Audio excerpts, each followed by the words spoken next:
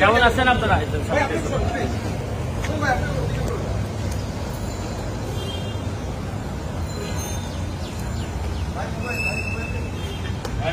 কেমন আছেন স্যার? বিঘা তা আর কিছুদিন সময় পাইলে তো গোপালগঞ্জ কিনে ফেলতেন মনে হয়। তা আমাদের সবাইকে আল্লাহ বাঁচাইছে যে বেশি দিন সময় পান নাই। আমি দেখা যাচ্ছে যে উনি বৈধ বা অবৈধ করে যে সম্পদ বানাইছেন আর কিছুদিন হইলে হয়তো উনার জমির উপর দিয়ে আমাদের বঙ্গবন্ধুর মাজারে যাওয়া লাগতো। তো এত সম্পদ, আপনার শত শত কোটি টাকার ব্যবসা প্রতিষ্ঠানের মালিক, এর স্ত্রী ও 2 মেয়ে 2 লাখ শেয়ার কিনেছেন। তো রিসোর্টের জন্য এলজিডি আবার 7 কিলোমিটার রাস্তা ওনার করে দিচ্ছে। যাই হোক, আইজিপি মহোদয় থাকলে এলজিডি তো একটু আপনার ফেভার করতেই পারে বা একটা ভয়ের প্রশ্ন থাকে। এখন প্রশ্ন হচ্ছে কি, বৈধ অবৈধ, এখন প্রশ্ন হচ্ছে কি, এত সম্পদের রিপোর্ট আসার পর আমি ভাবছিলাম যে আমার মনে আশা লাগবে না। দুদক নিজেই হয়তো এত বড় জিনিস দেখার পর দুদক, আবার শুনতেছিলাম দুদকের চেয়ারম্যান মহোদয় বলছিলেন যে ওনারা একটা চিন্তা ভাবনা করতেছেন। আর চিন্তা ভাবনাটা কোথায় থেমে গেছে এটা আমার জানা নাই। আর এত বড় জিনিস যদি আমরা কেউ কথা না বলি, তাহলে এই বঙ্গবন্ধুর বাংলাদেশে কি এত বড় দুর্নীতির অভিযোগের বিরুদ্ধে কেউ কথা বলবে না?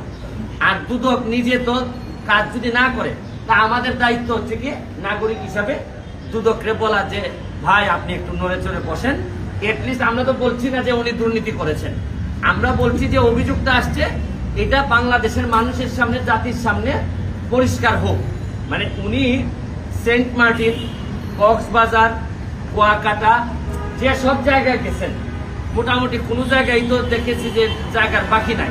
ওই আমাদের এখানে আগে অনেকদিন আগে হয়তো যে খুব শক্তিশালী মানুষ যে এলাকাতেই যাইতেন একটা করে বউ রেখে আসতেন, একটা করে বিয়ে করতেন। আর আমি উনারে দেখতেছি যে উনি যে জায়গায় গেছেন মাশাআল্লাহ সম্পদের মালিক হয়েছেন। তাই এটা আমার কাছে মনে হয়েছে যে এটা একটা ইনকোয়ারি করে প্রপারলি আমাদের কাছে আসা উচিত। দুদক বলুক যে উনি বৈধ, উনি একটা ফেসবুকে লাইভ করে বলে দিলেন, তাতে তো আর এটা হবে না। এই জন্য আমি দুদককে অ্যাপ্লিকেশন দিয়ে গেলাম। এর পরবর্তীতে যে আপনারা জানেন যে যেসব ব্যবস্থা নিতে হয়, অ্যাপ্লিকেশন যদি দুদক মনে করে আমলে নিবে না, তখন আমার যেসব জায়গায় যাওয়ার বিষয় আছে আমি সব জায়গায় নক করব। আমার প্রশ্ন হচ্ছে যে বঙ্গবন্ধু কন্যা জননেত্রী শেখ হাসিনার একটা মিশন হচ্ছে গিয়ে দুর্নীতির বিরুদ্ধে প্রতিবাদ, দুর্নীতির বিরুদ্ধে কাজ করতে হবে এবং দাঁড়াতে হবে। আমি একজন এই প্রথম, কিন্তু আমি এমপি হিসাবে এই প্রথম আসছি। আগে আপনারা আমাকে দেখেছেন যে ব্যারিস্টার সুমন হিসাবে আসছি। আমি একটা জিনিস বলতে চাই যে এমপি হওয়া বা না হওয়া এটা কোনো ইস্যু না। ইস্যুটা হচ্ছে গিয়ে যে সব জায়গায় দুর্নীতির ব্যাপারে অন্যরা কথা বলবে না, আমার যদি সামর্থ্য থাকে, শক্তি থাকে, সাহস থাকে, আমি কথা বলবো। আদালতে যাবে দুদক যদি আমলে না নেয়, এটা স্বাভাবিক প্রক্রিয়া। দুদক যদি না যায় তাহলে আমার যা যা করা লাগে, আমার এইটুকু পর্যন্ত আমার যতটুকু এনার্জি আছে, আপনারা জানেন যে প্রতিটা মামলা, যেসব মামলা আমি দুদকে নিয়ে আসি, এই মামলাগুলো আদালত পর্যন্ত নিয়ে যেতে গিয়ে আমার অনেক এনার্জি খরচ হয়, অনেক প্রেশারের মুখোমুখি হইতে হয়, অনেক যন্ত্রণার মুখোমুখি হইতে হয়।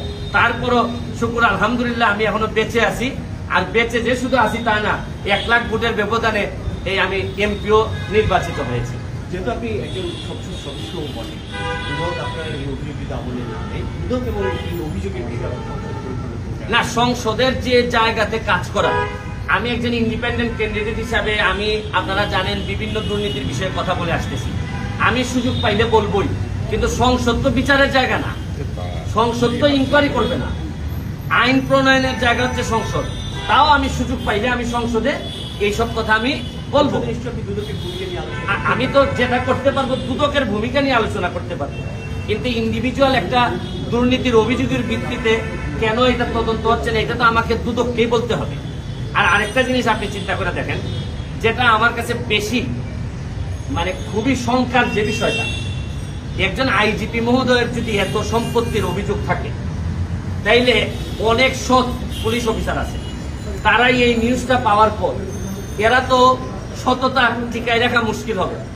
আর এরা একটা প্রতিযোগিতায় নেমে যাবে যে আমি তো আইজিপি মহোদয়ের যদি 700-1400 বিঘা থাকে, তা আমি এসপি, তা আমার কি আমি একবারে কম?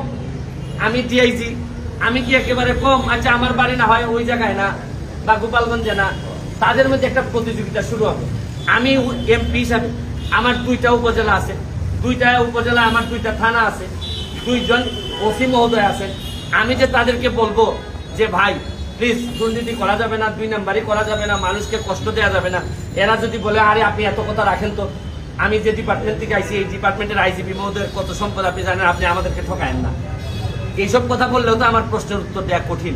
এই জন্যই আমি চাচ্ছি যে দুদক বলুক যে উনি করছেন কিনা, তাইলে আমি আমার ওসি মহোদয় এসপি মহোদয়কে বলতে পারবো যে দেখেন এই সব 2 নাম্বারই করলে কিন্তু এটা ভালো হবে না।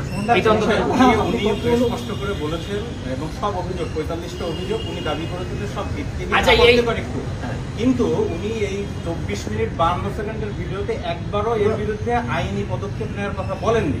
এটা কি ওনার কোনো দুর্বলতার কারণে? আচ্ছা, উনি কি বললেন না বললেন, প্রতিটা যারা অপরাধী হয়েছে শেষ পর্যন্ত, কোন অপরাধী শেষ পর্যন্ত কেউ কি বলে যে আমি এটা করছি, তাহলে তো বিচার উনি করে ফেলতেছেন। আমি তো উনি কি বলছেন না বলছেন এটা আমার জন্য ফ্যাক্টর না, বা কালের কণ্ঠ কি বলছে বা কেন বলছে কালের কণ্ঠ, উনি এত সম্পদ অর্জন করছেন, আগে কেউ কোনো সাংবাদিক কথা বলে নাই, এখন উনি রিটায়ারমেন্টে যাওয়ার সময় সাংবাদিকরা সুবিধা পাইছেন, ধরেন করছেন, তারপর আমি অ্যাপ্রিসিয়েট করি যে আচ্ছা যাই এই অপরাধী যেই হোক একটা রিপোর্ট তো আপনারা করছেন, তা আগে করলে তো উনি আরো সতর্ক হইতে পারতেন। এইটাও তো একটা আমাদের একটা দুর্বলতা আছে, উনি কি বললেন না বললেন এটা আমাদের জন্য ইম্যাটেরিয়াল।